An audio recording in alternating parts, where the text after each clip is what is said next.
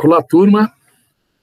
Bem-vindos a mais uma videoaula da disciplina Economia Política Clássica, disciplina optativa do Departamento de Economia da Faculdade de Economia, Administração e Contabilidade de Ribeirão Preto.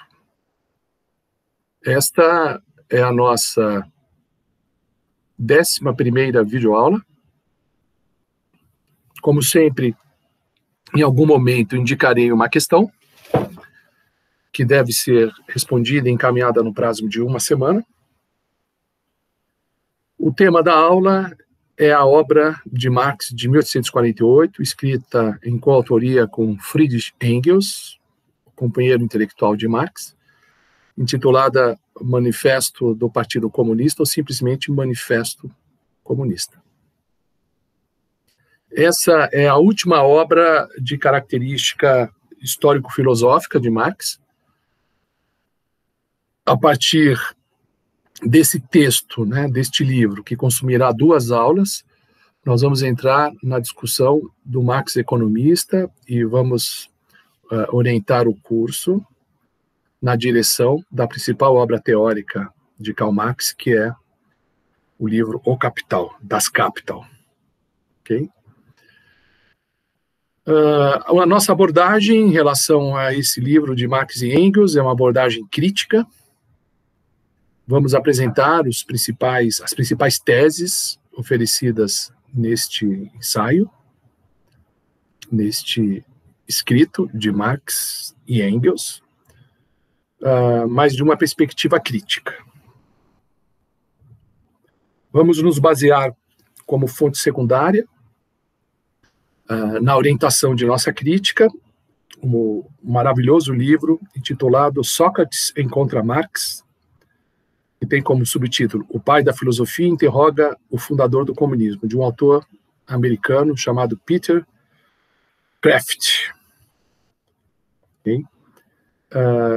Esse livro é um livro muito curioso, ele faz uma análise bastante detalhada, como faremos, da obra Manifesto Comunista, e tece algumas críticas. Nós vamos resgatar estas críticas.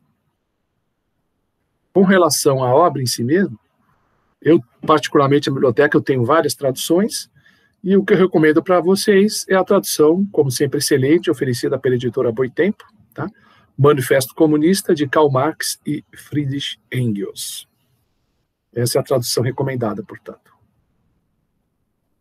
Muito bem. Antes da gente detalhar o conteúdo da obra, desse livro escrito em 1848, eu vou comentar um pouco, antes mesmo de falar da estrutura do trabalho, em que contexto ela apareceu. Então, o Marx, ele militava no movimento revolucionário, anarquista, talvez socialista. Tá? A gente falou da Liga dos Justos, que era o movimento mais forte nesse campo, cuja sede estava em Paris, e havia uma filial em Londres, que é a filial da Liga dos Justos em Londres. É esse grupo que Marx se vincula. Ele teve dificuldade de se projetar diante das lideranças revolucionárias francesas, dada a rivalidade com Proudhon, que era o líder dos franceses. Ele, mesmo sendo alemão, se aproximou dos ingleses e escreveu esse trabalho junto com Engels, mas veja, tem mais de Marx do que de Engels, tá? Mas é considerado uma obra de 2 autores, Marx em coautoria com Engels. Mas boa parte do escrito é da lavra, é da pena do próprio Marx. Tá? E ele foi escrito como um texto de apresentação, de mais um encontro de revolucionários, anarquistas, etc., ligado a esse grupo da Liga dos Justos. Havia ali anarquistas, cartistas, que é o movimento social inglês da década de 40, em torno de uma carta, defendendo direitos democráticos, dos cidadãos ingleses. Havia, talvez, socialistas, ricardianos de esquerda. Em suma, era um grupo bastante variado. E o Marx, ele foi se projetando nesse grupo e se transformou na principal liderança, isso gradualmente, Nessa época, ele era um quadro, né, da organização, ainda não era a principal liderança, mas estava se tornando uma grande liderança. E aí pediram para Marx e para Engels escreverem um texto que poderia servir de documento base desse encontro, tá certo? Documento motivador, e aí ele escreveu o famoso Manifesto Comunista. Essa é a estrutura do trabalho. Tá? Ele não foi publicado, exceto circulava apenas entre os adeptos do movimento, e acabou se tornando um livro, tá, póstumamente, conhecido como Manifesto Comunista. Essa é a estrutura da obra, dividida em 4 capítulos. O primeiro capítulo intitula Burgueses e Proletários, onde Marx e Engels discorrem sobre o passado e sobre o problema, né, o problema que eles se colocam, a necessidade do comunismo, da perspectiva comunista. Capítulo 2, intitulado Proletários e Comunistas, sobre o futuro, né, sobre a solução final das mazelas do capitalismo. E no capítulo 2, ele tenta convencer a todos, né, da mensagem comunista, destruindo as objeções que, segundo eles, comumente são feitas ao comunismo. Capítulo 3 intitula-se Literatura Socialista e Comunista. Capítulo 4, Posição dos comunistas diante dos diversos partidos de oposição. Desses 4 capítulos, nos interessam mais o capítulo 1 e 2, porque ali está, por exemplo, a exposição do materialismo histórico, né, que é uma construção intelectual importante do jovem Marx. Digamos que o Manifesto Comunista possa ser considerado a última obra do jovem Marx ou a primeira obra do Máximo Maduro. É um divisor de águas, tá? Esse trabalho representa, de fato, um momento de transição na obra de Marx. Vamos, portanto, ao capítulo 1, Burgueses e Proletários. Eu irei ler algumas passagens e farei comentários pontuais, comentários críticos, utilizando como fonte o livro do Peter Graft. O livro começa com a famosa primeira frase, que inclusive é a frase que encerra aquele filme sobre o jovem Marx, né? Aquele filme famoso sobre o jovem Marx. A frase é o seguinte: a história de todas as sociedades que existiram até nossos dias tem sido a história das lutas de classes. Essa é a tese dele. Tá? Então, fundamentalmente, a história, né, das sociedades presentes e passadas é esta, a luta de classes. Esse é o tema principal da história da humanidade. Portanto, ele pontua dessa maneira, é a primeira frase dele, a frase marcante. Vamos investigar esta frase? Vejamos então. Primeiro, ela é verdadeira? A história da humanidade, ela pode ser caracterizada fundamentalmente como sendo a luta de classes? Há contra-exemplos? Eu posso afirmar outro aspecto importante na história que não seja a luta de classes? É possível encontrar isso na história? Algo mais do que a luta de classe? Algo que também é importante, que também marca a história? Veja, como ele usa a história de toda a sociedade, ele usa uma proposição que os lógicos chamam de uma afirmativa universal, toda. Tá?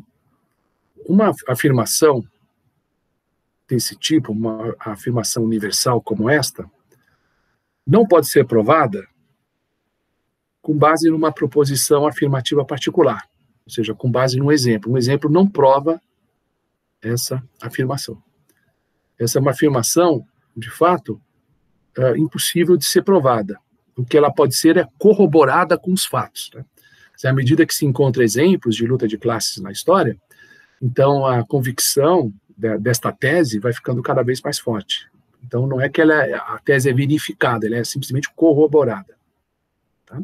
Mas, como diria o velho filósofo Karl Popper, né, proposições desse tipo pode ser refutada por uma proposição negativa particular. Tá? Ou seja, quando se encontra um aspecto importante da história que não é a luta de classes, mesmo que exista também a luta de classes, isso iria refutar a tese de que a história é marcada fundamentalmente pela luta de classes.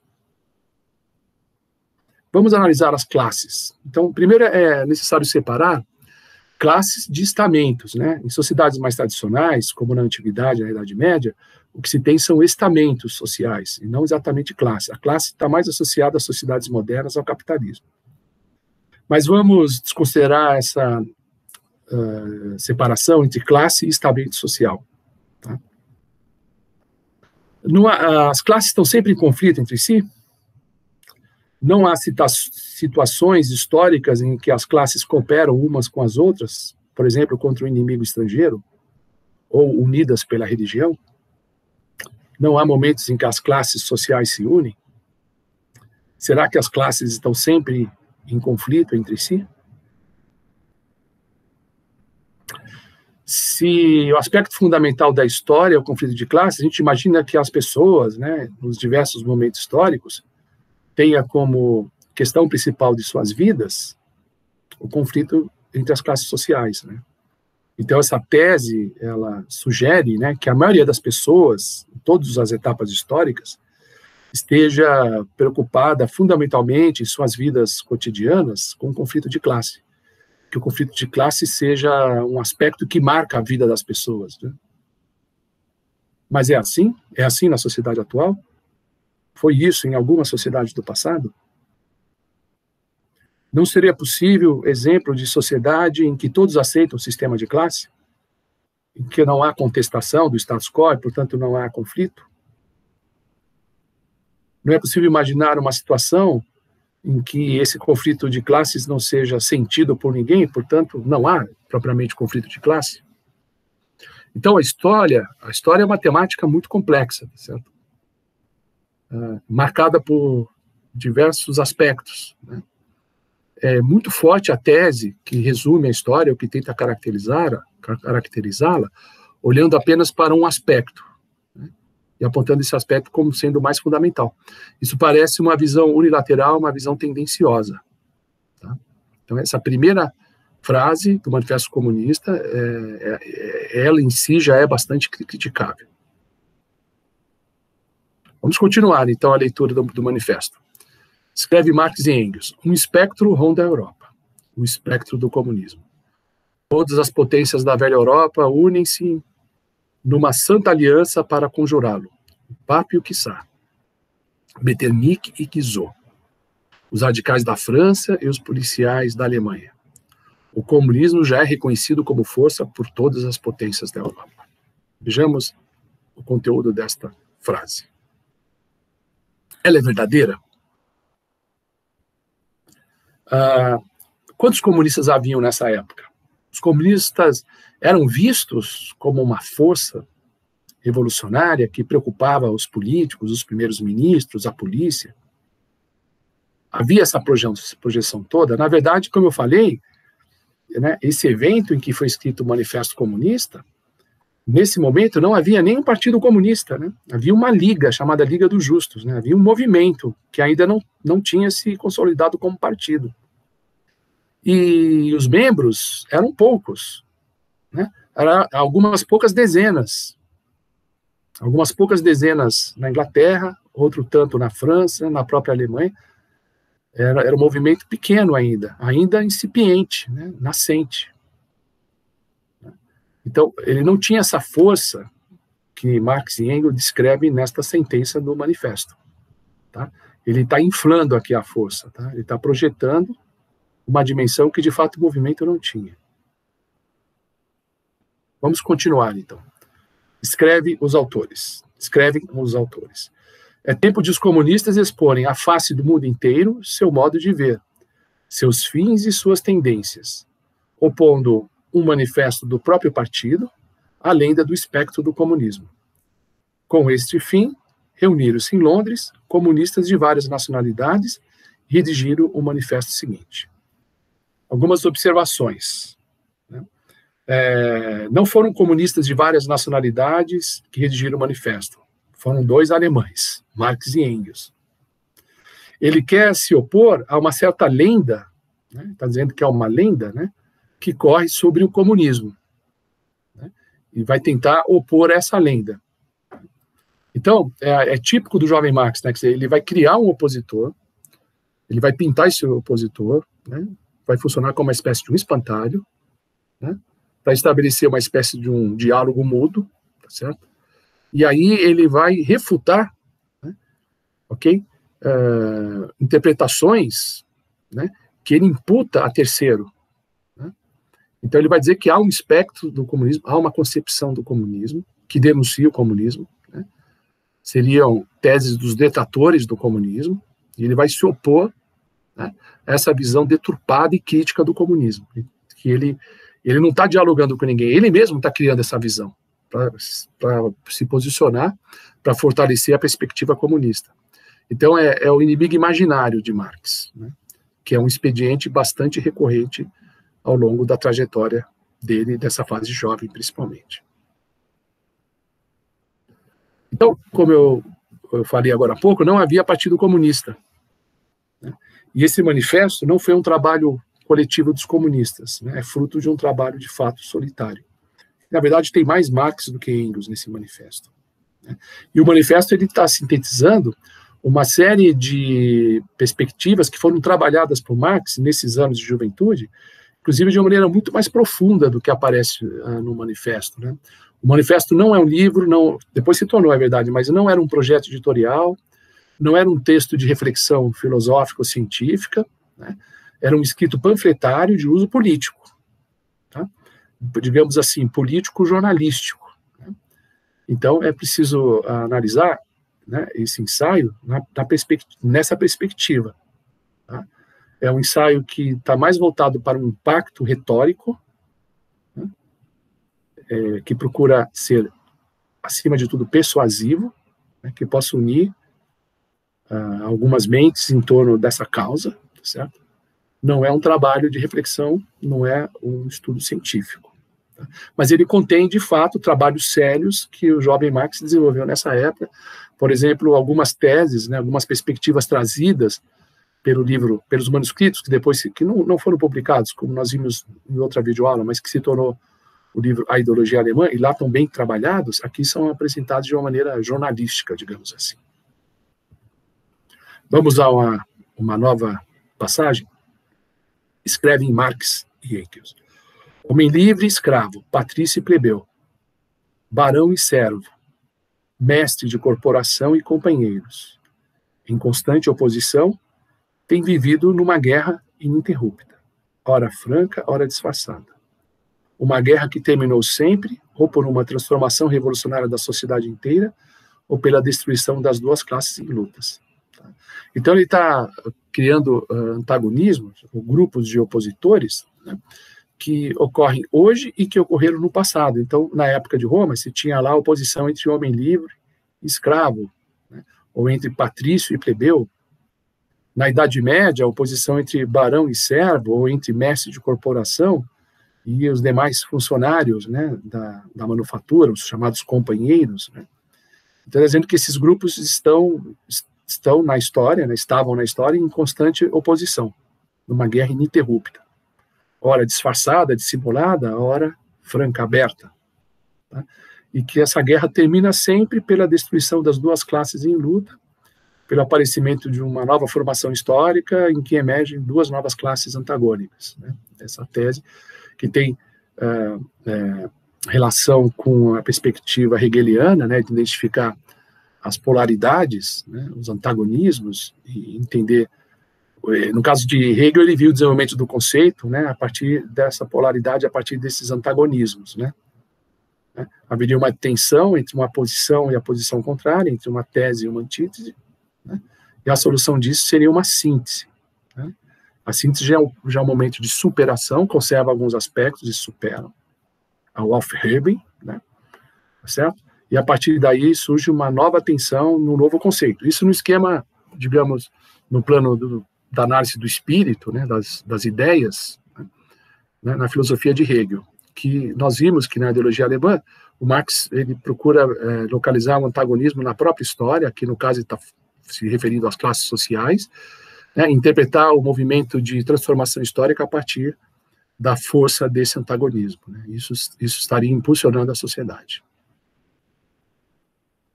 Vejamos algumas objeções em relação a essa passagem. Será que a história humana é tão triste? Não há nada além de opressão?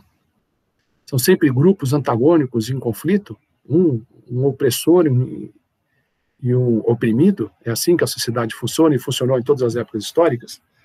Não ocorreram contratos mútuos de comum acordo? Não há situações em que as pessoas cooperam? Ora, se as pessoas agem de comum acordo e cooperam, isso pode ser caracterizado como opressão?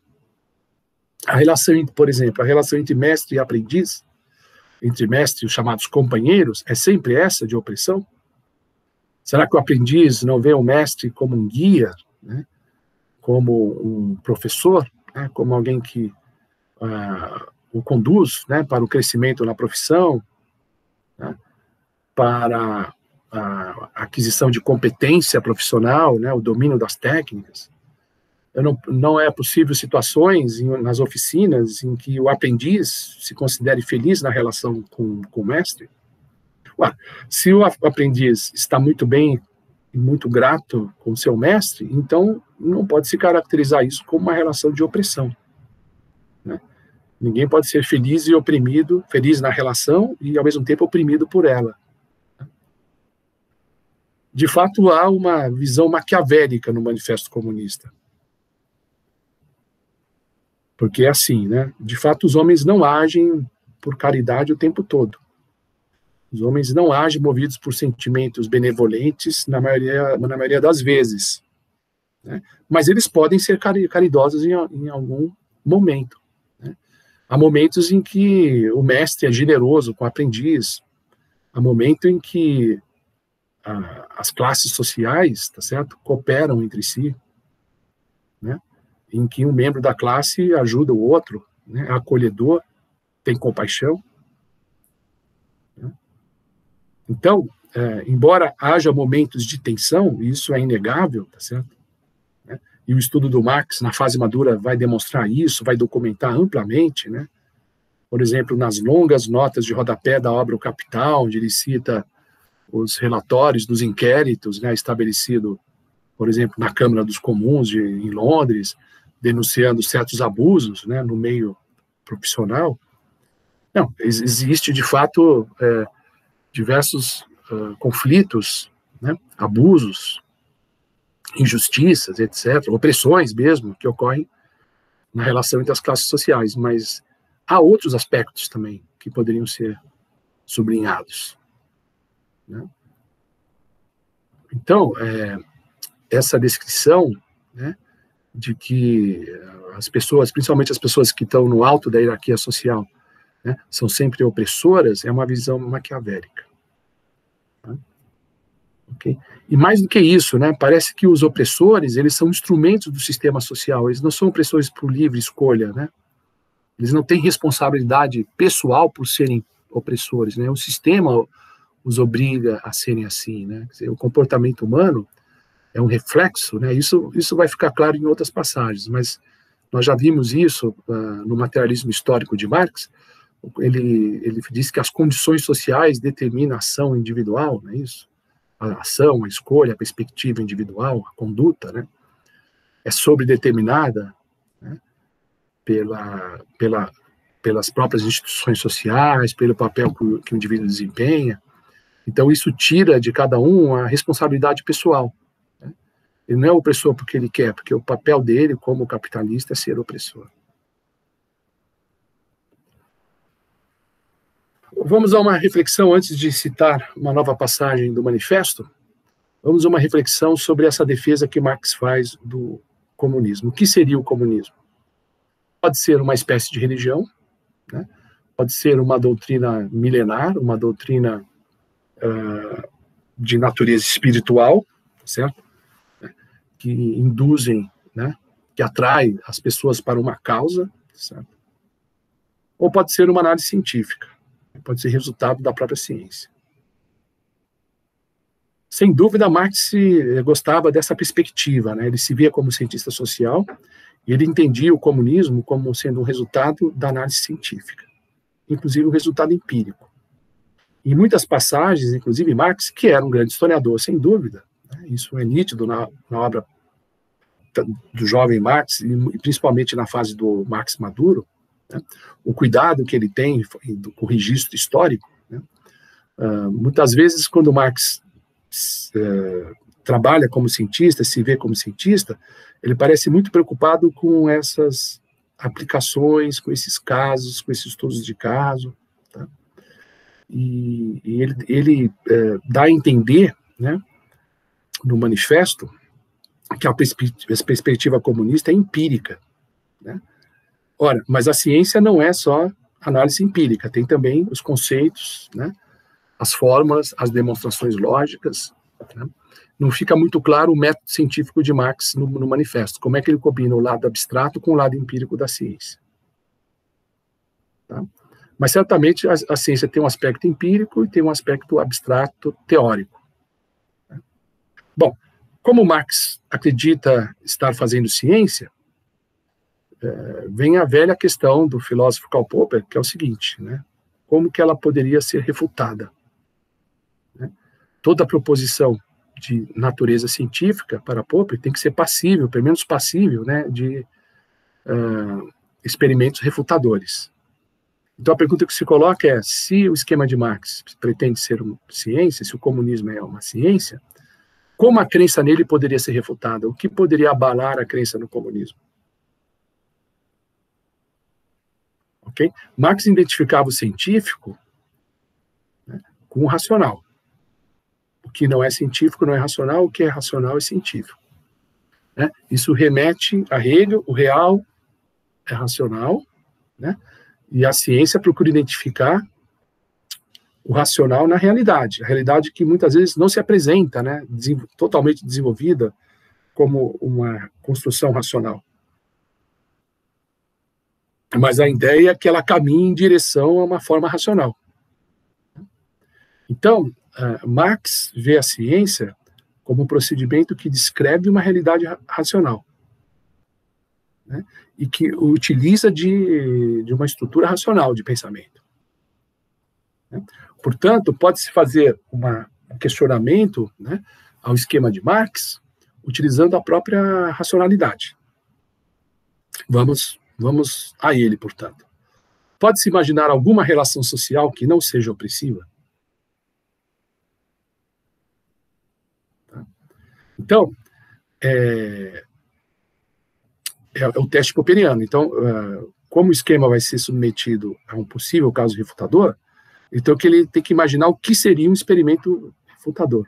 Né? Ou seja, imaginar alguma relação social que não seja opressiva, se houver essa relação, ela não é opressiva. E ver se tem na história. Porque se for localizado na história uma relação social que não seja opressiva, então cai por terra a ideia de que toda relação entre as classes sociais é opressiva. Não vale dizer que isso poderia ser verificado no comunismo, porque na época do Marx não havia o sistema comunista. Ele tem que olhar para a situação presente e a situação passada. Né? Tem que imaginar alguma relação não opressiva e aí ver o experimento refutador, né? Se é possível encontrar alguma relação não opressiva. Se não for possível encontrar, ok, a teoria está não verificada, mas corroborada. Se for possível encontrar, o que está acontecendo? A refutação no sentido popperiano, portanto a teoria do comunismo teria que ser descartada. Ok? O que na história poderia refutar a tese de que toda relação é opressiva? Esse é o ponto, né? Se existe a pretensão de que isso seja ciência, então vamos ao experimento refutador. O que poderia refutar? Por exemplo, teoria de Einstein, né? Então, se houvesse um eclipse, né, do Sol, né, e se fosse observado a posição de uma estrela próxima à Lua, né, que está na frente do Sol, né, próximo ao conjunto Lua e Sol, a posição dessa estrela deveria se deslocar, né, no conjunto das estrelas fixas. Que é exatamente a experiência que fizeram lá no Ceará, né, anos depois de Einstein publicar a teoria da relatividade geral, e que mostrou que há um desvio da posição da luz da estrela. Então, significa que a luz foi atraída pela gravidade do Sol, que é uma das previsões, né? A trajetória da luz não é retilínea, né? Porque, quer dizer, ela é retilínea num espaço que não é retilíneo. Então, a trajetória da luz tem que ser observada agora num espaço deformado. Então, a gravidade provoca uma deformação no espaço.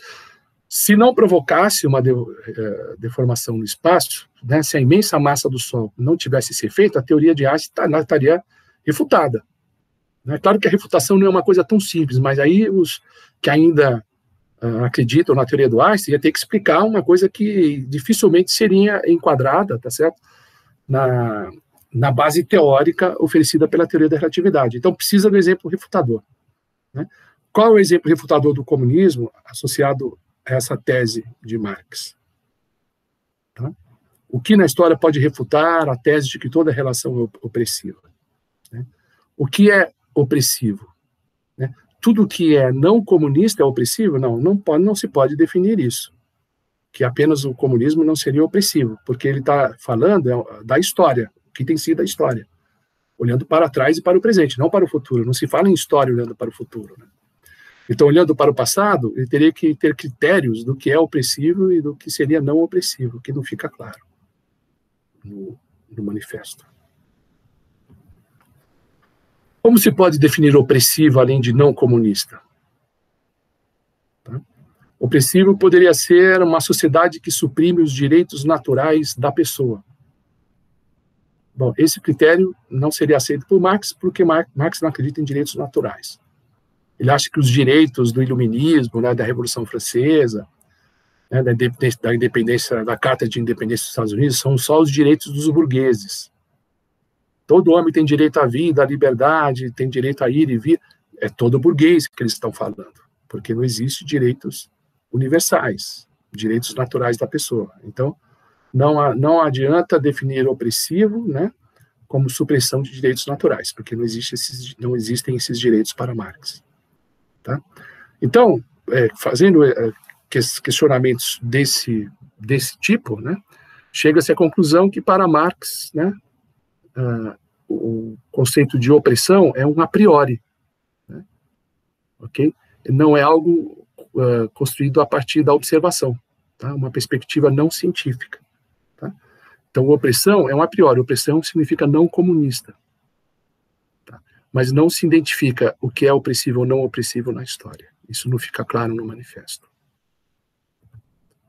Antes de ler essa passagem, vamos à questão da aula. Critique a tese de que os homens só deixariam de ser egoístas no comunismo. Essa é a questão. Reflitam sobre ela e me encaminhem por e-mail. Vamos a essa passagem. Nas primeiras épocas históricas, verificamos, quase por toda parte, uma completa divisão da sociedade em classes distintas, uma escala graduada de condições sociais. Na Roma Antiga, encontramos patrícios, cavaleiros, plebeus, escravos, na Idade Média, senhores, vassalos, mestres, companheiros, servos, e em cada uma dessas classes, gradações especiais.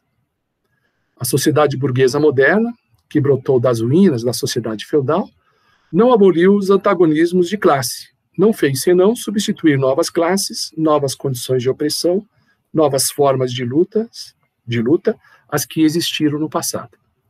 Entretanto, a nossa época, a época da burguesia, caracteriza-se por ter simplificado os antagonismos de classe. A sociedade divide-se cada vez mais em dois vastos campos opostos, em duas grandes classes diametralmente opostas, a burguesia e o proletariado.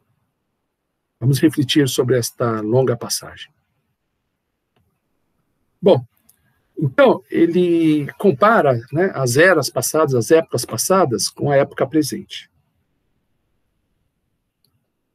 Ele está, digamos assim, sugerindo, né, que a sociedade vai se tornando mais simples com o tempo. Porque ele vê nas épocas passadas uma série de classes sociais ou estamentos em conflito, né? Uma complexa divisão da sociedade em classes distintas, que são muitas, né? Certo? O senhor, o vassalo, o escravo, o servo, né? O mestre, o aprendiz, então, várias classes. E parece que no capitalismo ocorre uma simplificação, né? Tudo caminha para um único antagonismo, para um único polo, uma única polaridade entre capitalistas e proletários. O que é curioso, né? Porque o normal seria imaginar que a sociedade se tornaria mais complexa ou mais complicada com o tempo, e não mais simples, né? Quer dizer, o passado é complexo e o presente é simples. Isso parece uma perspectiva até retrógrada, né? Porque associa ao presente um certo empobrecimento, né? Enquanto que é normal se imaginar, né, uma perspectiva progressista, né, que as épocas presentes, as eras presentes, seja mais complexa, diversificada, né? Certo? Que não ocorra. É como você olhar para a evolução, né? Hoje você tem uma série de mamíferos. Antigamente, né, os mamíferos eram menos e eram meio parecidos, tudo com cara de musaranho, né? A baleia, o descendente da baleia, né, o ancestral da baleia, perdão, era uma espécie que era um musaranho, né? E depois deu origem às baleias, deu origem aos hipopótamos, né, que são muito próximos às baleias e assim por diante, deu origem a uma vaca, né, uma série de animais, né? Então há uma diversificação, né? Quer dizer, a árvore vai abrindo, né? Ela vai gerando troncos, né, galhos, né? Certo? Ao longo do tempo. Então a natureza vai ficando mais complexa e a sociedade deveria também ter essa perspectiva de ser mais complexa no presente do que no passado, e não o contrário, né? Essa perspectiva que vê a era moderna mais simples que o passado. Isso é estranho. Outra coisa que chama a atenção nessa passagem que nós vimos é o emprego de expressões bélicas, né, na descrição da relação entre classes, né? Tem o antagonismo, que é uma expressão filosófica, na verdade, a ideia de opressão, né, luta, campos opostos, sempre conflito, né? E o conflito fundamental, né, entre os grupos na sociedade, principalmente os grupos mais ricos e os mais pobres, não é nem pela riqueza, né? Quer dizer, inclusive a identificação desses grupos na sociedade não se dá nem pelo critério puramente econômico, né? Porque parece que o mais importante aí, nessa perspectiva, é o poder, né? E o poder seria a causa fundamental do conflito, né? É dos poderosos, né? Os poderosos, né, que exercem a opressão, né, aos fracos e oprimidos.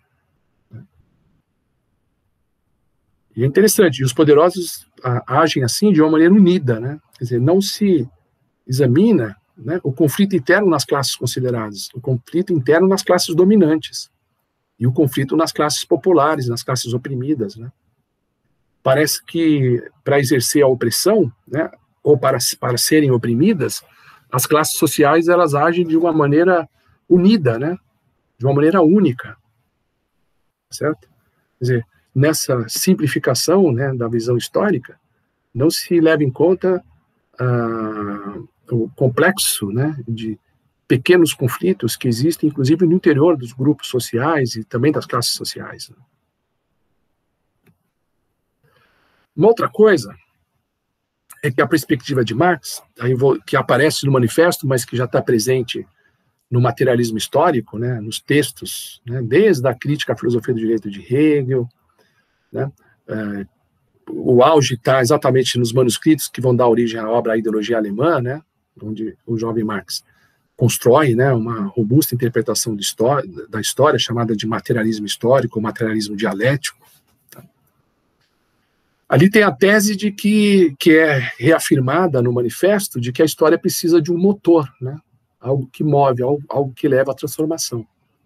Né, que parece que é uma visão de física aristotélica, né, como ensino para os alunos no curso de HPE1, né, que Aristóteles achava que todo movimento precisaria de um motor, né, só haveria velocidade se houvesse força, né, algo que aplica uma força intermitente para que haja movimento, né, não tinha noção de inércia. A inércia ocorre na física e a inércia ocorre em outros aspectos também, né. Pensando na física, imagine o movimento da Terra em torno do Sol. Não precisa de força, né? Não tem um motor do movimento da Terra. É simplesmente uma inércia combinada com a atração gravitacional de um sistema de forças centrais, né? De fato, Hegel, ele vê a necessidade de um motor, né, para o desenvolvimento de uma coisa que não é material, hein? Esse é um aspecto muito importante. O motor, no esquema de Hegel, no maravilhoso esquema de Hegel, está associado ao desenvolvimento das ideias, né? A evolução do espírito. Tá?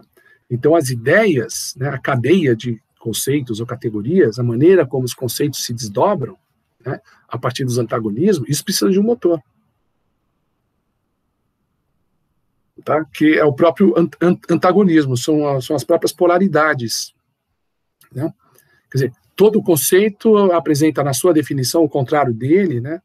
Então, o Hegel começa do conceito de ser, né? Mas o ser, sem nenhuma determinação, é o não ser. Então, o ser contém o não ser. Então, precisa ser o ser determinado, que aí já é uma síntese dos dois conceitos, do ser e não ser. É o ser com seus atributos. Então, já é um segundo passo. Então, como você foi do ser para o ser determinado? Porque havia um antagonismo entre o ser e o não ser, que impulsionou para o desenvolvimento do novo conceito. Então, um esquema bonitinho dentro dessa perspectiva tida como idealista de Hegel, que está ok, porque isso não contraria nada a física, porque não é o movimento da matéria, né? Mas como a concepção de Marx é materialista, então da perspectiva materialista, se pensar na física, ele tem que abandonar o motor, né? Então, ele vai para o materialismo, mas mantém o motor ideal, o motor das ideias, o motor idealista. Tá certo isso? Bom, estou tentando construir aqui. O motor que move as ideias, tá certo? Mas não precisa do motor para mover a matéria e nem a história na perspectiva materialista. Outro aspecto também é que Marx ele acha que o homem se constitui a partir da Revolução Comunista, que é a tese do fim da pré-história, né? Quer dizer, até a Revolução Comunista, o homem ainda não seria um sujeito pleno, plenamente constituído, e nem as instituições seriam plenas, né? Lembra daquelas aulas, das videoaulas anteriores? Não seria a instituição racional, não seria o sujeito pleno, né? Que, no caso de Hegel, ele tem um espírito pleno, que é o espírito absoluto, que se reconhece nas suas criações, que são criações humanas, tá certo? Né? E há esse momento de retomada da alienação, de enriquecimento, tudo que está lá no esquema da alienação em Hegel, né? Tá certo? O processo de reencontro com as objetivações, né? Com o produto criado alienado, que depois há uma reconciliação. Né? Então, pensando também no sujeito, não apenas nas instituições, né? No esquema de Marx, o sujeito só é plenamente humano, só é o homem constituído plenamente na sua humanidade, né? Como gênero humano, né? Na fase comunista. Então, antes do comunismo, não seria nem a história, seria a pré-história. Né? Mas vamos usar história e aí o comunismo. Então, vamos pensar no comunismo como o fim da história, pelo menos dessa história que ocorreu até então, né? Que para Marx, na verdade, é a pré-história. A história do indivíduo, não a história do sujeito, que o sujeito está no comunismo, né? Então, o comunismo seria o fim da história do indivíduo humano, que ainda não é sujeito. Isso ocorre em algum momento, tá? Impulsionada por esse motor, né, que Marx identifica no conflito das classes sociais, que levam... Bom, a gente viu com mais cuidado isso, né, na relação entre forças sociais, né, e relações de produção, né, isso está lá. Em relações sociais, isso está lá na ideologia alemã, tá? Então, isso leva a mudanças sociais, a formação de novas formas sociais, tá? E que vai impulsionando a história, que vai percorrendo várias etapas ou formações históricas. Até que na Revolução ocorre o fim das classes e também o fim do conflito, e aí não há mais essa história do indivíduo, agora é o começo da história do sujeito-homem. Tá? Muito bem, então tem esse esquema elegante, né, que guarda analogias, né, com a formação do espírito absoluto de Hegel, mas aqui aplicado na história, né? Tem esse esquema bonitinho, ok. É um fato ou é uma ficção? É uma verdade ou uma mentira? Pode-se ver isso empiricamente, factualmente, e ver se isso se verifica na história, se verificou, quer dizer, ocorreu em algum momento da história uma revolução que fez essa transição? Bom, se a gente pegar os exemplos concretos, Cuba, Venezuela, Coreia do Norte, União Soviética, que aqueles sujeitos oprimidos, escravizados, miseráveis, aquele seria o sujeito homem? Não. Então, esquece a desgraça do século XX. Né? Vamos pensar ainda na perspectiva do século XIX. Né? Ok? Bom, No século XIX ainda não tinha aparecido essas revoluções comunistas, né? Então Marx não identificou ainda o fim da história, ou da pré-história, tá? Isso não pôde ser observado, na época do Manifesto Comunista ele não poderia ter observado isso, né? Então não há nenhuma sustentação empírica para essa tese, né, que se caminha para um fim da história, né? Talvez tivesse alguma sustentação lógica, né, usando uma lógica rigorosa, como a lógica de Hegel, que é a lógica de Hegel, aplicada ao materialismo, pudesse sustentar essa tese. Vamos ver a questão da lógica, né? Bom, como o Marx utiliza uma lógica hegeliana, tá? Então é possível, tem que tomar cuidado com relação a essa lógica, tá? A gente sabe da lógica formal que a teoria não pode ser autocontraditória do ponto de vista lógico, tá? Quando Hegel vê as contradições dos conceitos, das categorias, ou Marx vê as contradições na história, a gente tem que interpretar direito o que são essas contradições ou esses antagonismos, tá? Tanto Marx quanto Hegel, eles aceitam essas contradições no sentido de antagonismo. Não só aceitam, como isso move, né, a dialética dos conceitos, a dialética do espírito em Hegel, a dialética da história materialista em Marx, né? Então tem aquele esquema de Hegel, né, da solução das polaridades, que é aplicado também em Marx, tá certo? E no caso de Marx é usado para explicar o próprio desenvolvimento histórico. Ok. Mas aí precisa separar contradição e contrariedade, né? Então, a lógica formal não aceita contradição, tá? Duas proposições contraditórias para a lógica formal não podem ser ambas verdadeiras, tá? Ok? A não pode ser maior que B e, ao mesmo tempo, B maior que A. Não. Se A é maior que B, B é menor que A. Tá? Eu não posso fazer duas afirmações contraditórias na lógica, na matemática. Isso não pode ser aceito numa lógica formal. Mas Hegel fala, e Marx aplica isso, mais no sentido de oposição ou contrariedade, né, o antagonismo, oposição, contrariedade, do que no sentido de contradição lógica. Tá? Então, um exemplo de contrariedade, que não é contradição, é, por exemplo, um homem pode ser ao mesmo tempo bom e mal, porque ele pode ter momentos em que ele é bom, momentos em que ele é mal, né? E o caráter dele é uma mistura, é um caráter que você tem graus, né, de grandeza, de benevolência do indivíduo. Ele pode não ser totalmente benevolente, nem totalmente maléfico, pode ter aspectos bom e mal, né? Então, termos contrários como bom e mal pode conviver na mesma pessoa, né?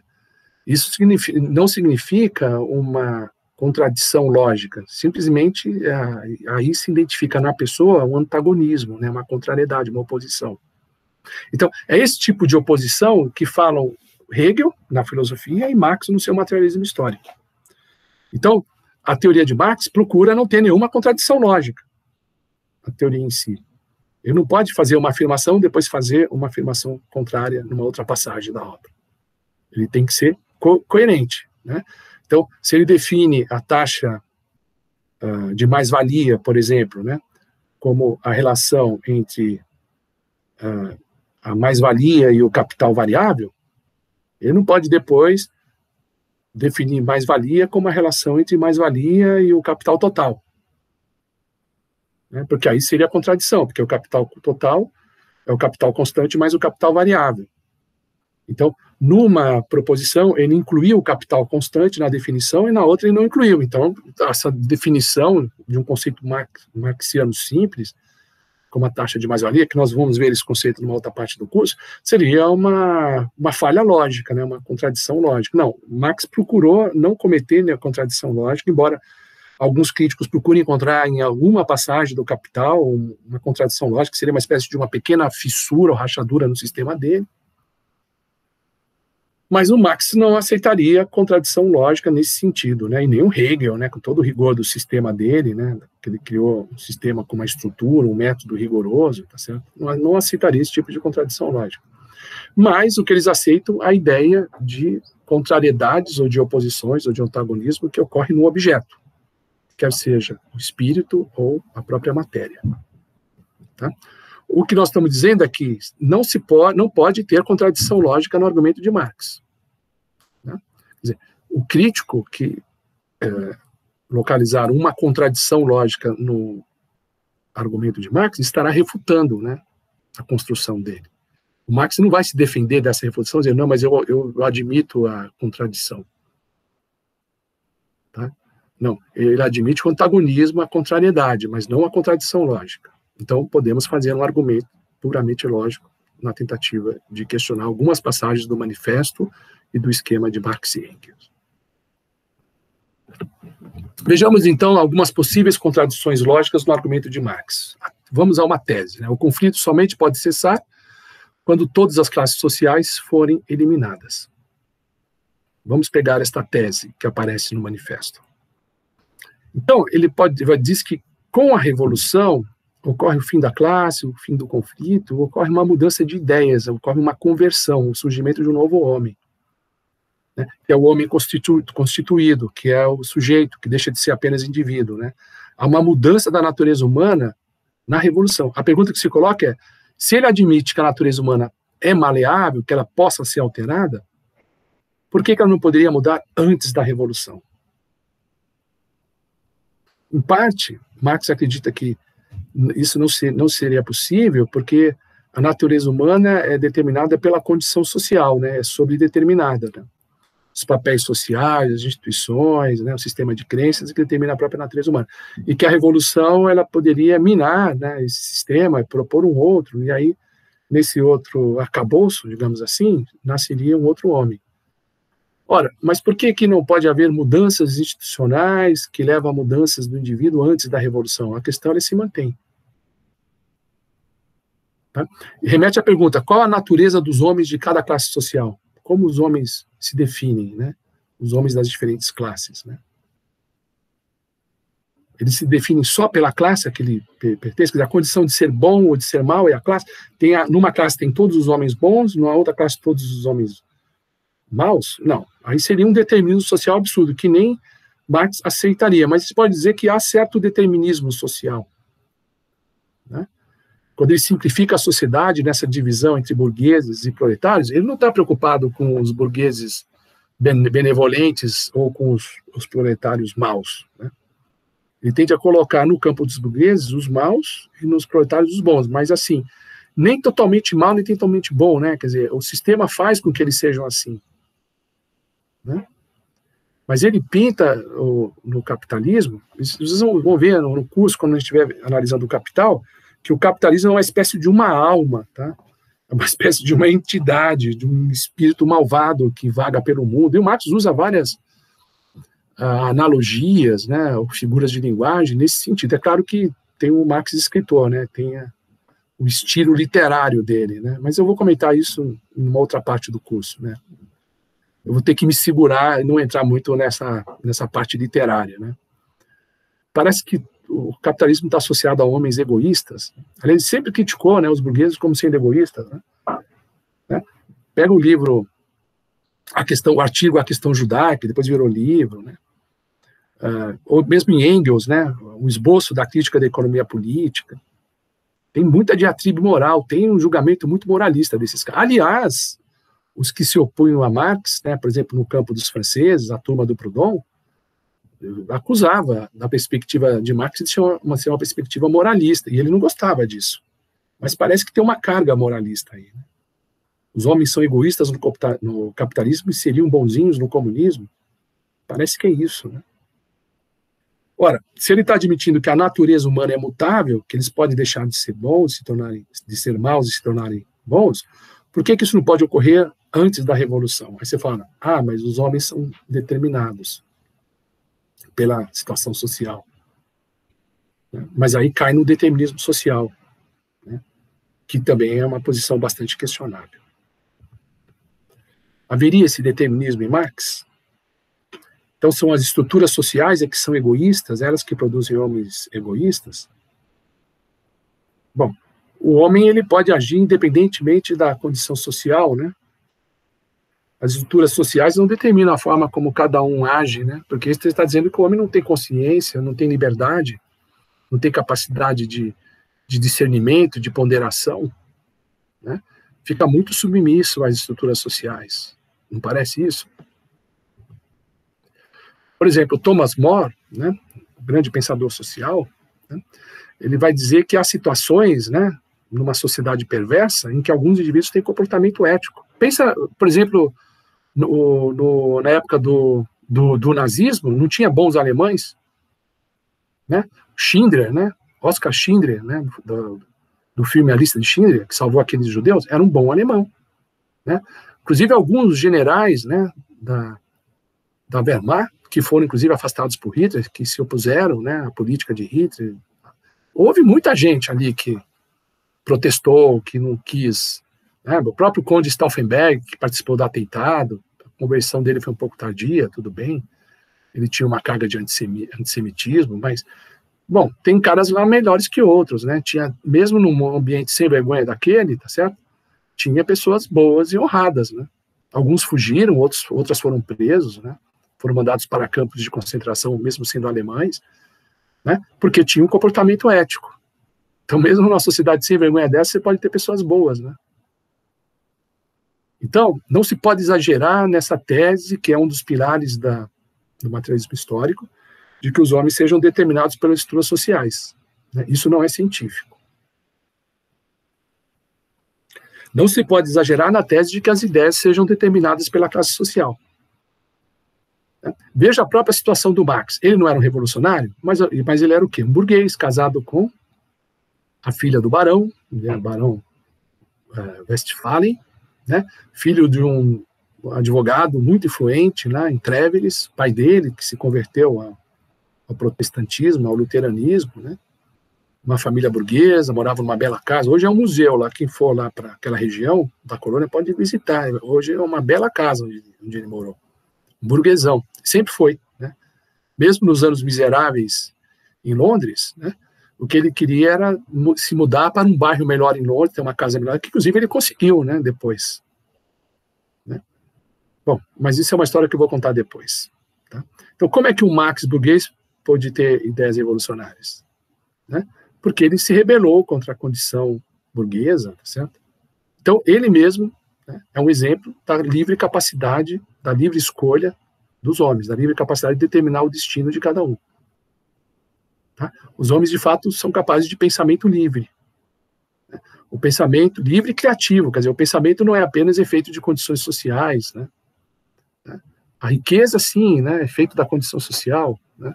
Mas o pensamento não. Né? E tem o aspecto da liberdade humana. Isso não parece claro nessa doutrina comunista, né, nascente nessa época. Vamos ver esta outra passagem, esta longa passagem. Onde quer que tenha conquistado o poder, a burguesia calcou aos pés as relações feudais, patriarcais e idílicas. Todos os complexos e variados laços que prendiam o homem feudal a seus superiores naturais, ela os despedaçou sem piedade, para só deixar subsistir, de homem para homem, o laço do frio interesse, as duras exigências do pagamento à vista. Afagou os fervores sagrados do êxtase religioso, do entusiasmo cavalheiresco, do sentimentalismo pequeno-burguês nas águas geladas do cálculo egoísta. Fez da dignidade pessoal um simples valor de troca. Substituiu as numerosas liberdades conquistadas com tanto esforço pela única e implacável liberdade de comércio. Em uma palavra, em lugar da exploração velada por ilusões religiosas e políticas, a burguesia colocou uma exploração aberta, cínica, direta e brutal. A burguesia despojou de suas aréolas todas as atividades até então reputadas veneráveis e encaradas com piedoso respeito. Do médico, do jurista, do sacerdote, do poeta, do sábio, fez seus servidores assalariados. O primeiro aspecto que chama atenção aí, novamente, é a tese da simplificação, né? Tá? Então, uma gama complexa, né, de relações entre os homens, né, dentro da hierarquia social, tá? Foi simplificada numa única relação, né, dominada pelo dinheiro, né, pelos contratos comerciais. Tá? Então, reduzir tudo a dinheiro representou uma simplificação, né, inclusive uma simplificação das relações sociais. Então, esse é o primeiro aspecto. Continuando, depois vamos comentar pontualmente essas várias sentenças. Deixa eu ler mais esta passagem. A burguesia rasgou o véu de sentimentalismo que envolvia as relações de família e reduziu-as a simples relações monetárias. A burguesia submeteu o campo à cidade, criou grandes centros urbanos, aumentou prodigiosamente a população das cidades em relação à dos campos, e com isso arrancou uma grande parte da população do embrutecimento da vida rural. Do mesmo modo que subordinou o campo à cidade, os países bárbaros ou semibárbaros aos países civilizados, subordinou os povos camponeses aos povos burgueses, o Oriente ao Ocidente. Vamos lá, então. Já adiantei o questionamento que é essa tese da simplificação das relações sociais, por relações puramente comerciais, mediadas pelo dinheiro, né, pelos contratos e pelo dinheiro. Vamos a 3 questionamentos fundamentais, né, feitos pelo Peter Griffith, né, ou por Sócrates, né, porque no livro dele é o diálogo entre Marx e Sócrates. Então vamos aos questionamentos socráticos, as teses do jovem Marx, já ficando maduro, né. Essas coisas todas aconteceram mesmo? Primeiro. Segundo, se aconteceram, a causa delas foi realmente a burguesia? Terceiro, essas mudanças foram boas ou más? Vamos investigar isso. Uma vida sem exame não é digna de ser vivida, né? Já que é o Sócrates que está conversando com Marx, né? Então o Sócrates ele sempre apela para o papel da análise, né, do exame. Então, vamos lá, vamos tornar a nossa vida digna, partir para o exame. Vamos pegar as passagens que nós lemos, vamos retomá-las. Só deixa subsistir de homem para homem o laço do frio interesse, as duras exigências do pagamento à vista. Então, tudo é dinheiro, contrato, né? Então, ele está dizendo, né, o Peter Griffith que comenta isso, o Marx está dizendo, os Romeus da burguesia não dizem às Julietas da burguesia, eu te amo, mas quanto custa? Quer dizer, então, a relação, por exemplo, amorosa, né, entre homens e mulheres, virou simplesmente uma relação comercial, né? Quanto custas? Bom, em parte tem isso, né? Eu não estou negando, tá certo? Né? Tem interesses financeiros, pode surgir interesses financeiros, mas a gente sabe que isso aí ocorre em alguns tipos de relação, normalmente não muito bem sucedidas, né? Em geral, os homens se relacionam com as mulheres e vice-versa pelo fascínio, pelo encanto, pela atração, pela comunhão de interesse, pela simpatia, pela amizade, né? Isso rola também. Não é só o pagamento à vista. Né? Outra passagem. Afogou os fervores sagrados do êxtase religioso. Espera aí. Então não há homens verdadeiramente religiosos? Não há mais homens religiosos? Mas você pode ter um religioso aí que é um picareta, que só quer ganhar dinheiro, não sei o quê. É bem assim, né? Certo? Muitos deles, né, principalmente nas regiões mais tradicionais, são pessoas muito lidas, muito dedicadas, muito envolvidas na caridade, né? E os outros das novas religiões que aparecem por aí, no mínimo que eu posso dizer é que eles são bons psicólogos, né? Que eles ajudam essas pessoas, né? Com os conselhos, né? Com a palavra religiosa, né? Tá? Não é tudo, né? Resumido a relações financeiras, tá certo? Né? A religião existe, né? A perspectiva religiosa é uma perspectiva que sempre acompanhou o homem, né? Desde os 50 mil anos atrás, como o Sapiens se tornou reflexivo, né? E perguntou quem sou eu, para onde estou, que mundo é esse? Que entrou na consciência humana a perspectiva religiosa, que depois pode ser uma perspectiva culta, religiosa e filosófica, teológica, não sei. Isso pode ter vários desdobramentos, né? Mas não pode também resumir, né, toda ação do homem religioso a interesses financeiros. Aí, outra passagem que o capitalismo teria feito, né? Fez da dignidade pessoal um simples valor de troca. Então, as pessoas no capitalismo não são dignas, são apenas interesseiras, estão apenas pensando no lado financeiro. Então, enfermeiros, assistentes sociais, etc., eles servem aos pobres e necessitados apenas porque isso tem algum valor de troca, porque recebem para fazer isso, né? Ou apenas porque recebem, ou dos pobres, dos necessitados, ou de outros para fazer isso, né? Tem algum valor de troca na ação social, né? O professor dá aula, prepara essa videoaula apenas pelo salário, ele não tem nenhuma perspectiva, nenhuma relação com os alunos. O aluno simplesmente é um cliente, é isso? Não. Eu não sou assim, meus colegas da fé e a maioria dos professores que eu conheço não são assim, tá certo? Né? Então tem muito de dignidade pessoal, né? Dignidade do professor, do aluno, a dignidade do enfermeiro, do paciente, né? Os enfermeiros que têm sido, e os médicos têm sido tão heróis nesse momento trágico de pandemia, né? Então, se fosse assim, o cara está colocando a vida dele em risco, né? O salário não é tão alto, né? Exceto algumas classes médicas. Então, o cara precisa sair correndo do hospital, né? Abandonar tudo, né? O lado financeiro não compensa. Pode até acontecer isso com algumas pessoas, mas obviamente que essa não é a regra, né? Veja uma outra passagem do manifesto. Substituiu as numerosas liberdades conquistadas com tanto esforço pela única e implacável liberdade de comércio. Então, no capitalismo, todas as liberdades anteriores foram abolidas. Quais liberdades que foram abolidas? A única liberdade agora é a liberdade de comércio? Não tem mais liberdade nenhuma? Que tipo de liberdade? Bom, ele está dizendo que o homem nem é sujeito, né? A liberdade dele é a liberdade de ser o ser genérico, né? De viver para trabalhar, de se formar no trabalho, livre escolha do trabalho, é aquela coisa que a gente já vimos nos outros textos do Jovem Marx, né? Pensando nisso, né? Que essa liberdade acabou, só tem a liberdade de comércio, né? O homem não tem a liberdade de se realizar, não, mas as pessoas se realizam também, né? Algumas conseguem conciliar a realização pessoal da carreira com algum ganho econômico maior, né? Outros menos, né? Mas é muito complexo isso. Você não pode dizer que todas as liberdades foram abolidas. Não, pelo contrário, o sistema de comércio é o sistema de liberdade mesmo, não só a liberdade de comércio, mas liberdade de ir e vir, liberdade de estabelecer contrato. Aí vão dizer, não, mas são liberdades burguesas?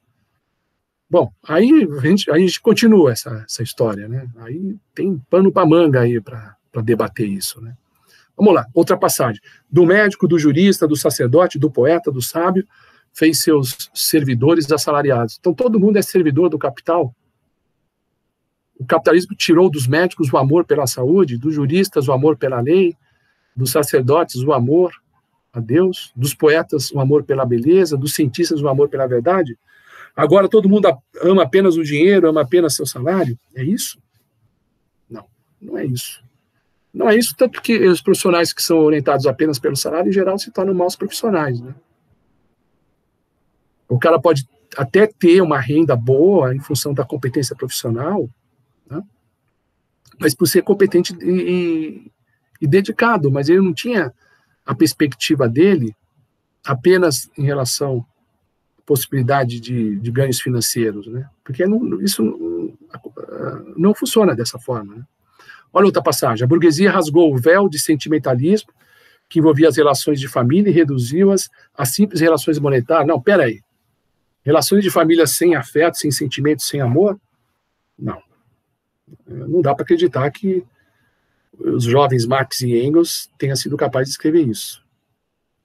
Tá? Então, estão dizendo que a economia capitalista extinguiu os instintos mais fortes do homem, instintos naturais, né? Está na própria condição natural. Inclusive os animais têm, né? O cuidado com a prole, né? O amor, a lealdade entre casais e irmãos, o amor maternal da mãe, do pai para o filho, tá certo? Quer dizer, o capitalismo proporcionou mudanças dos próprios instintos do homem na própria natureza humana. E depois teria que ter o comunismo para resgatar uma outra natureza humana muito maleável, muito moldada, né? Aí se perde muito, né, a ideia que o próprio Marx projeta, né, do gênero humano, né? É claro que o gênero humano não existe. Para Marx existiria no comunismo, mas de fato, bom, aí é Hannah Arendt, né? O que é cada um? Né? Vamos ver a condição humana, a grande obra de Hannah Arendt. Né? Cada um é o quê? A biografia que constrói? Dá para fazer isso até o dia da morte? O legado? É o que deixa no mundo? Então, o capitalismo provocou uma mudança, né, na natureza humana, né? Tirou tudo, deixou só a relação financeira. Tá? Então, isso pode ser depois resgatado pela Revolução Comunista, né? Trazer de novo aquilo que se perdeu no capitalismo, né? Então o capitalismo produziu uma espécie de uma conversão, né? Uma conversão anticristã, talvez, né? cristianismo, né, era a solidariedade, o paternalismo, né, preocupação com o próximo, né, a ênfase no outro mundo, não nesse mundo. Então, esse novo catecismo, né, do capitalismo seria um anticristianismo, né, acabar com os valores humanos enaltecidos pelo cristianismo, entre outros sistemas filosóficos e religiosos, tá certo? Então, teria a burguesia, o capitalismo e a burguesia teria sido responsável por tudo isso? Não seria um poder exagerado a burguesia e ao capitalismo? Olha o que ele diz aqui nesta passagem. Todos os movimentos históricos têm sido, até hoje, movimentos de minorias ou em proveito de minorias. O movimento proletário é o movimento independente da imensa maioria, em proveito da imensa maioria. O proletário não tem propriedade. Isso faz eco com a introdução, né? A crítica à filosofia do direito de Hegel, que Marx escreveu a introdução em 44, já em Paris. Aqui tem uma passagem simplificada, um pouco mais rasa, né, superficial, ok? Dizendo que o proletário representa a imensa maioria, tá certo? Então o interesse dele ele é tão majoritário que o interesse dele não é interesse de classe no sentido de minoria, que agora ele pode dizer que a classe dele é a própria raça humana, é o próprio interesse dos sapiens, tá certo? Ele é o sapiens, então é o movimento proletário, o interesse do homem pela humanidade, e aí ele pode falar em nome de todos, né? Isso é perigoso, isso tem uma semente totalitária incrível aí, né? Tá? Que o proletário não tem propriedade, não tem nada a perder, então tem tudo a ganhar com a revolução. Perigoso isso. Bom, então, mas essa perspectiva, né, de resgatar o homem, né, como sujeito, de retomar as liberdades, né, não parece ser muito compatível com a perspectiva comunista de não apoiar a democracia com eleições livres e referendos, né? Isso no comunismo real, né? Mas no próprio Marx, ele não falava muito da democracia no sentido da Constituição liberal, né, que surge a partir da Revolução Francesa, que muitos aspectos das liberdades liberais ele chamava de liberdades burguesas, né, de direitos burgueses. Ele não tinha uma perspectiva democrática, talvez nos escritos jornalísticos do jovem Marx, ainda na fase da Alemanha, né, mas ele não tinha uma defesa como faz John Stuart Mill. Aliás, ele não gostava de John Stuart Mill, ou talvez o próprio Alfred Marshall, os grandes economistas da época, né? Eu não vejo uma defesa apaixonada pela democracia, pelas eleições livres e coisas assim, né? E, por outro lado, tem esse perigo, né, desse argumento bélico, né, derrubada violenta da burguesia. Naquela famosa introdução, né, na crítica à filosofia do direito, ele fala que os revolucionários eles devem substituir a crítica das armas pela arma da crítica. Então, o que é a crítica da arma? É a violência, né? A arma da crítica é a reflexão filosófica, mas a partir de um certo momento ele abandona a reflexão filosófica e parte para o tudo ou nada, para a violência pura e simples, tá certo? Então parece um pouco aquela tese de que os meios, né, mesmo meios violentos, desumanos, justificam os fins, né, que é o homem sujeito, o homem que retoma a liberdade no comunismo, né? A vontade do grupo, né, que se intitula comunista, ao lado dos proletários, é a vontade tem que ser respeitada porque é a vontade de todos, né? É o argumento da minoria que se coloca como maioria, né? Então diz, o meu ponto de vista deve ser aceito por todos porque eu sou a maioria, né? É que esse tipo de argumento, essas teses são todas autoritárias, né? Olha essa passagem. O trabalho industrial moderno, a sujeição do operário pelo capital, despoja o proletário de todo o caráter nacional. Marx diz isso. Então, o capitalismo, ele acaba com o sentimento nacional. Ora, em 1848, quantas guerras que não ocorreram na Europa, mesmo na segunda metade do século XIX, pouco menos, na verdade, né? Mas aí no começo do século XX, quantas guerras entre nações, né? O proletário alemão, o francês, o inglês estava totalmente identificado com a causa nacional. O capitalismo não acaba com o sentimento patriótico, né? Que às vezes se degenera no nacionalismo. O nacionalismo pode ser brutal, não necessariamente é uma coisa boa, mas o patriotismo é sempre uma coisa boa, né? O caráter nacional, no sentido do patriotismo, tá? Isso não é eliminado com o capitalismo? Os pobres proletários são mais patriotas do que os ricos capitalistas? Qual é a relação dos proletários reais com a sua própria pátria? Pelo fato de serem proletários e estarem submetidos ao capital, eles estão mais preocupados com a opressão do que com a sua nação. Eles não podem, inclusive, aceitar, em parte, a condição não muito vantajosa que eles têm na sociedade, em prol da própria sociedade, né, do orgulho de se pertencer a uma comunidade rica, pujante, poderosa. Será que o avanço do capital, do capitalismo e a simplificação das classes sociais, né, isso iria acabar com o nacionalismo e com a guerra entre os países? Não aconteceu nada disso. Olha essa passagem, vamos ler. A sociedade não pode mais existir,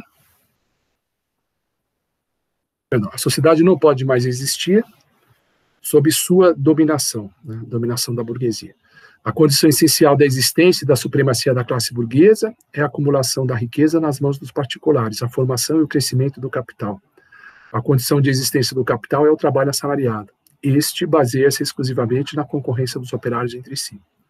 O progresso da indústria, de que a burguesia é agente passivo e inconsciente, substitui o isolamento dos operários, resultando de sua competição por sua união revolucionária mediante a associação. Assim, o desenvolvimento da grande indústria socava o terreno em que a burguesia assentou o seu regime de produção e de apropriação dos produtos.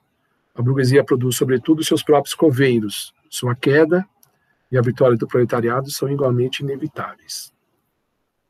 Então, essa passagem tem um esquema que depois vai ser aplicado, né, inclusive na fase do Max Maduro, né, na crítica da economia política, e que já estava construído nas suas bases filosóficas, né, na reflexão do materialismo histórico, né?